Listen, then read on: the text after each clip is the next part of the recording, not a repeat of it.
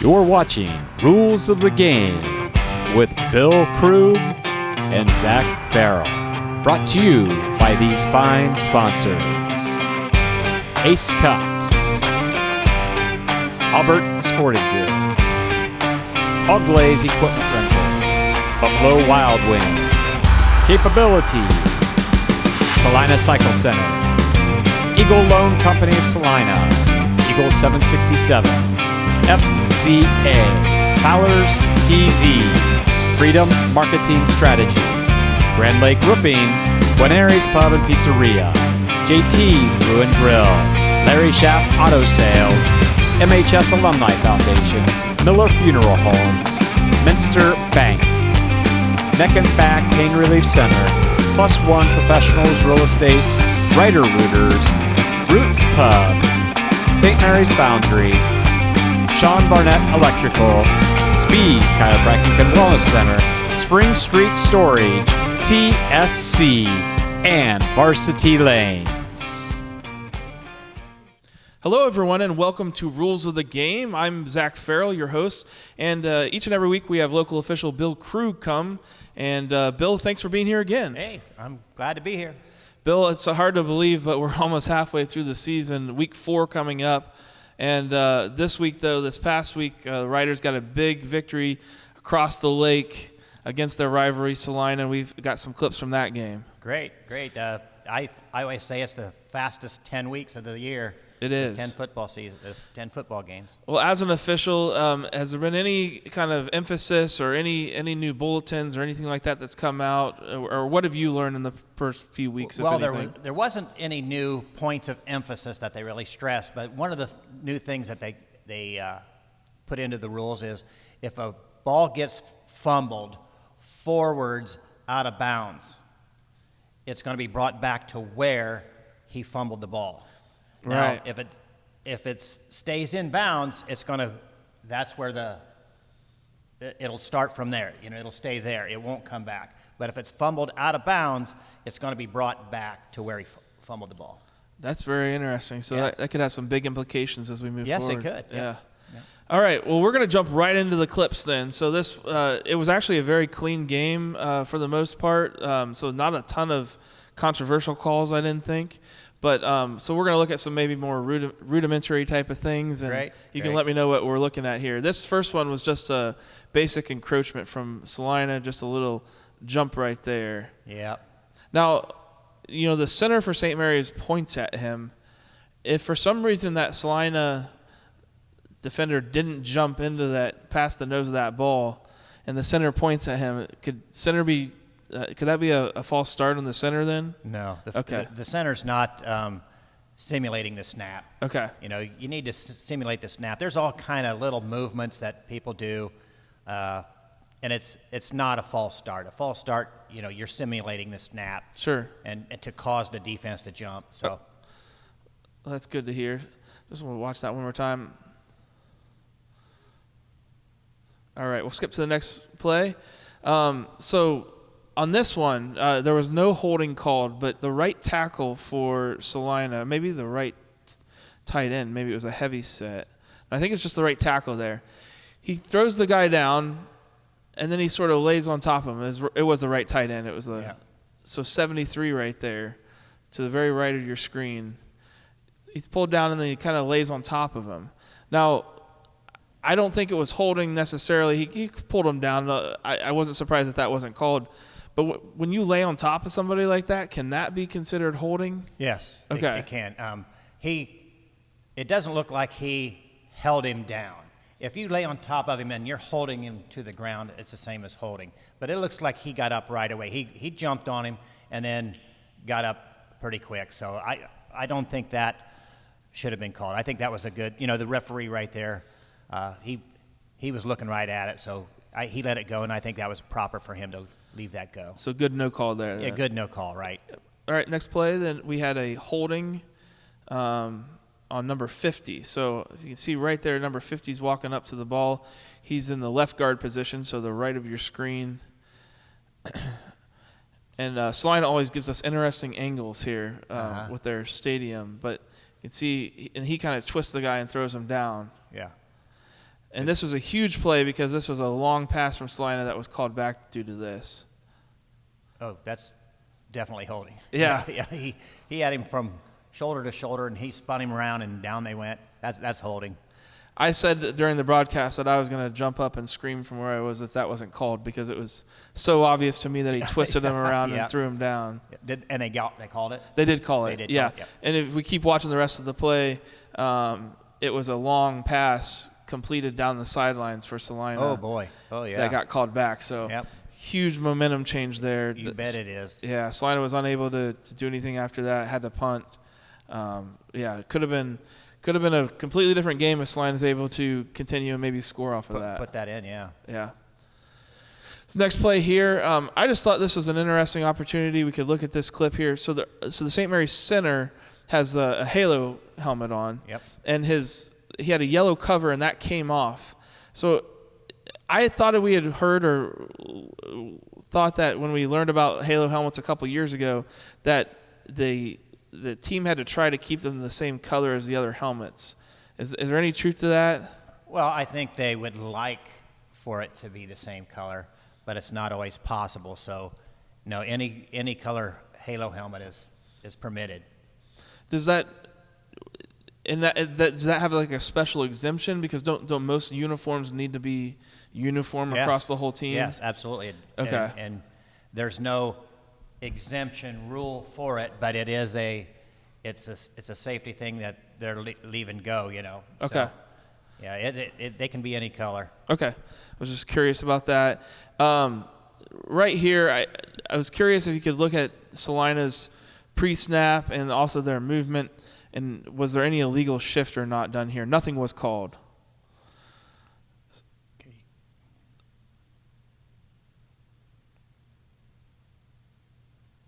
So we saw the two guys come out there to the top.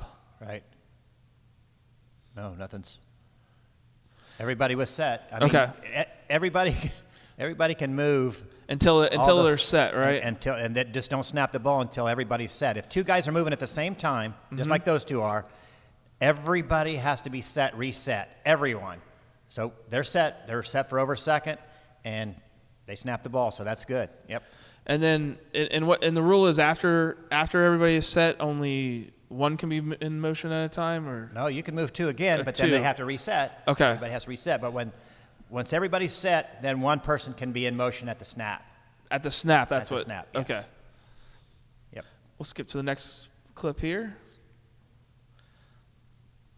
I just thought that this was interesting to look at the position of the officials. Okay. So this was Celina coming out of their own end zone. So one official is under the left, the left part of the field goalpost. Sorry, I couldn't remember. Yeah. The left goalpost. And then there's another official all the way to the right out there on the Celina A. What is that correct for positioning, and what's the idea behind that at that point in the field? See where the ball is going to be snapped. It's at the 10-yard line.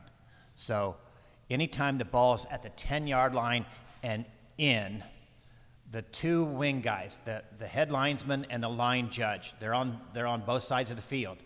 Their responsibility is the goal line. Okay? The referee has the white hat. He's underneath the left side of the goalpost, and the center judge is over there on the right side, and they are watching the end line, so that they are set up properly. That's how they should be set up. Now, if the ball gets out to the 15, the responsibility of the referee is now the goal line, and the center judge stays back and has the end line. But if it's outside of the 10, these two wings do not have the goal line. The referee will come in to the goal line. And is that going in and coming out? Yes. Okay. Going in and coming out. So inside the 10-yard line, their positions shift basically. Yes. All right. Now the wing guys will still be on the line of scrimmage, and then the referee and the center judge, well, they'll start out on the end line, right, like where they are right now. Right. But if something happens, it's the referee's job to get to that goal line. And the umpire stays where he's at no matter what? The umpire is behind the defense here. Gotcha. The center judge is back there. He'll stay on the end line. Gotcha. He's under the clock. Very right nice. now. Yeah. Well, this is why I love doing this show because, I have no idea where they're supposed to be lined up and didn't realize that it was different inside and outside of the 10-yard line. Yeah. So Oh, yeah. So anytime the ball, say they're going into the end zone, the two wings, their first responsibility is to get to the goal line. Gotcha. Now, if there's a line to gain is inside that, their first responsibility is to get to the line to gain. Gotcha. And then the goal line. Gotcha. Well, we're going to take a quick break. When we come back, we're going to look at the remaining clips from the game against Celina. So we'll be back right after this. You're watching Rules of the Game with Bill Krug and Zach Farrell. Brought to you by these fine sponsors: Ace Cuts, Albert Sporting Goods, Uglaze Equipment Rental, Buffalo Wild Wing, Capability, Celina Cycle Center, Eagle Loan Company of Celina, Eagle 767, FCA, Fowler's TV, Freedom Marketing Strategies, Grand Lake Roofing, Guarneri's Pub and Pizzeria, JT's Brew and Grill, Larry Schaff Auto Sales, MHS Alumni Foundation, Miller Funeral Homes, Minster Bank, Neck and Back Pain Relief Center, Plus One Professionals Real Estate, Writer Rooters, Roots Pub, St. Mary's Foundry, Sean Barnett Electrical, Spees Chiropractic and Wellness Center, Spring Street Storage, TSC, and Varsity Lanes.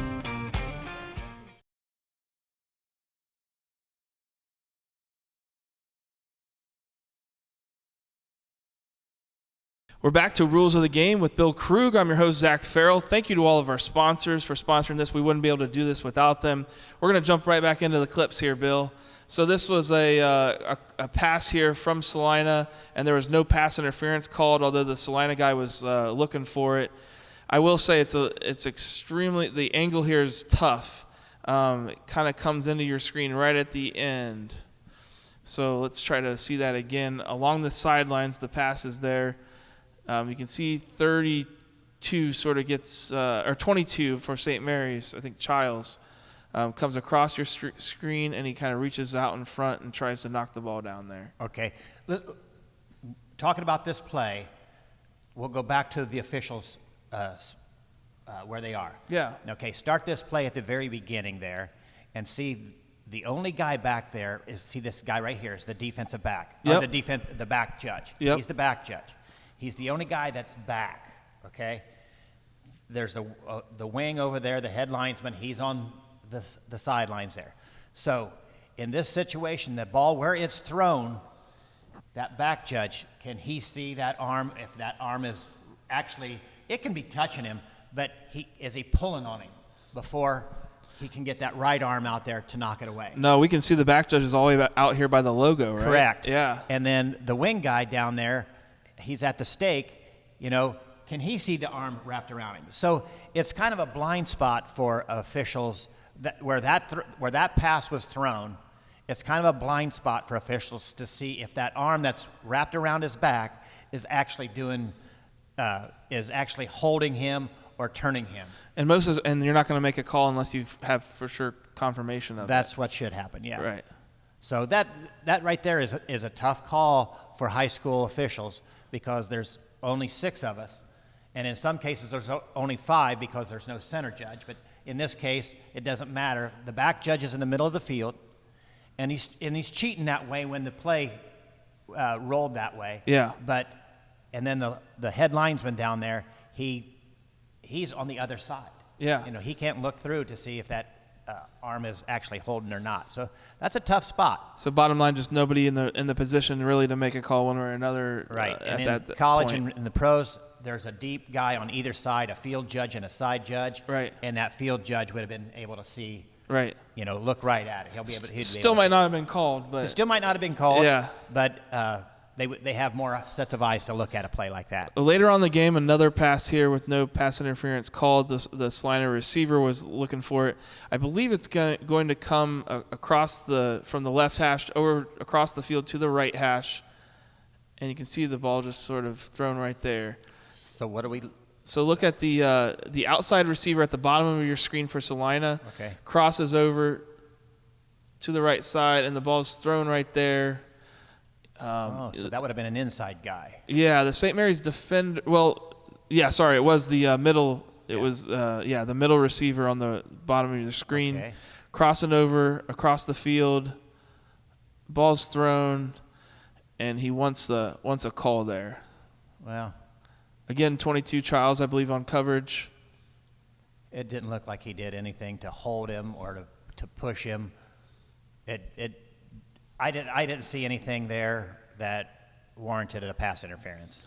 Yeah, or a defensive holding. Again, it's a little hard angle here, but yeah, a little bit of contact, but nothing that seemed egregious. No, I don't think so either. I don't think it held him from getting to that ball. Right. Look at this next play, just another encroachment, this time from St. Mary's. The interesting thing about this was Owen Ott there, number 44 on the left side of the screen. He sort of points down almost like there was he thought that somebody had jumped or flinched. I watched it several times and I didn't see anything, but so the left defensive tackle for St. Mary's jumps right there, and Owen Ott sort of points. Is it possible that the center had made some call that sounded like the snap or anything like that? Oh, absolutely. The center can call out signals to the lineman. Or did the center move the ball at all? Did the center? No, I didn't see him move. Yeah, he sort of shifted a little bit, but it didn't. It was very hard to see. The defensive tackle should have held up a little bit more. Yeah. Did a little bit more. Yeah, the bottom line is if you're going to jump, you're going to get the call unless there was something real obvious on the other side. Right? Correct. And let's look at the final play. So this was a pass interference that was called against St. Mary's. Believe it's at the top of your screen. Probably the right call. I think it was pretty obvious here. Oh, yep. Yeah, oh yeah. Actually, I apologize. So this was, I believe, not called pass interference. They called it defensive holding, which I didn't understand that. So let me ask you this. So this at this location, they moved them back 5 yards, and they still had 3rd and goal. Or sorry, they moved them. They did not get a first down. They moved them up 5 yards, or half the distance to the goal, but it was still 3rd down. Yeah. Was that the correct call there? Well, first of all, it would have been pass interference. The ball's in the air, there, and then there's the contact. Okay. If the contact would have been before the ball was in the air, that would be defensive holding, which would have been a 10-yard penalty or half the distance to the goal. Repeat the down. And then pass interference is going to be a 15-yard penalty, half the distance to the goal, and repeat the down. But it is repeat the down, and there's no automatic first down. There is no automatic first down on either defensive holding or pass interference. I there didn't used realize to be that. in pass interference. Okay. When you played, there was still probably pass interference was an automatic first down. Yes, it was. Okay. But it is no longer. It's the only where you get to repeat or you get an automatic first down is roughing the passer, roughing the snapper, roughing the holder, and roughing the kicker. Okay. So that's what confused me is that there was no automatic first down, and so I thought, well, they must have just called defensive holding instead of pass interference. No, they probably called pass interference. Yeah. And it was going to be the same penalty, half the distance to the goal, because it was inside the 20. Gotcha. Or the 30 with pass interference. Yeah. Yeah, so you get half the distance, and it's still 3rd down. Gotcha. Yep. And then the next play actually turned into an interception for St. Mary's, so it didn't end up mattering which down it was, but that was interesting. This next play here then was I just was curious as to what the officials are looking for when the ball is kicked over their head on an extra point or a field goal. The ball has to be, it can't go directly over the pole. It has to be inside of the uprights. That's what I wanted to confirm. Yeah. It has so the entire ball needs to stay entirely inside the uprights. Yes. Above the pole. Yep. Okay. So if it goes directly over the top, it's not good. It has to be on the inside of the upright. And it's really hard for us to see from this angle exactly Yeah. where it's going over it, but it just made me think about it because there were a couple close calls there. I think Celina had a little bit shorter goalposts than most stadiums, Yeah. and so I feel like it potentially can happen a little bit more. And there. where I was at this week, they were even shorter than that. Wow. They were the shortest goalposts I've ever seen. Wow. Yeah. And then this next play, unfortunately, at the end of the game, we had someone punching at the end of the play on the pile, number 50 for Celina.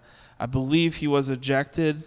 So maybe you could just we're going to see here at the end, and you can see number 50 right there. Oh, yeah. Sort of lift his left arm, and Yes, right in front of the official too. Yep.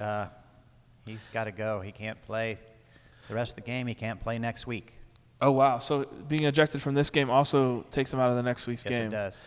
What are the guidelines on that? Is it anything extracurricular? Is it closed fist? No, it's not anything extracurricular, but if it's a punch, a slap, I'm not going to say slap because sometimes you can get away with a slap, but a kick, anything that you consider as a fight, it's ejectable. And the punches are the biggest thing that you see get kids ejected is a punch, and that was a punch. Yeah. And the official was right there, and he made the right call.